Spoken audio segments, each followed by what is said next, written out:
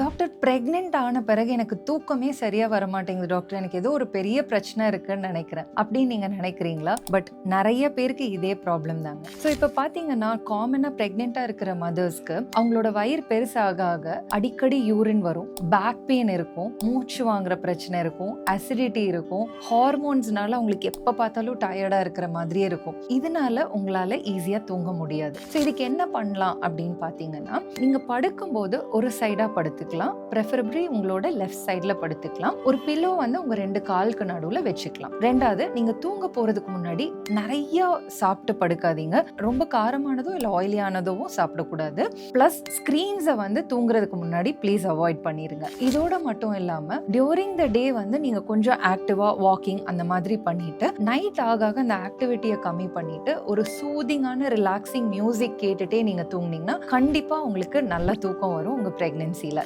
இதே மாதிரி உங்களுக்கு ப்ரெக்னென்சியில் என்ன பண்ணணும்னு தெரியல, இல்லை வேற ஏதாச்சும் டவுட்ஸ் இருந்துச்சுன்னா கீழே கமெண்ட் பண்ணுங்க. இந்த மாதிரி ப்ரெக்னென்சி அண்ட் ஃபர்டிலிட்டி ரிலேட்டட் டாபிக்ஸ்க்கு எங்களை ஃபாலோ பண்ண மறந்துடாதீங்க.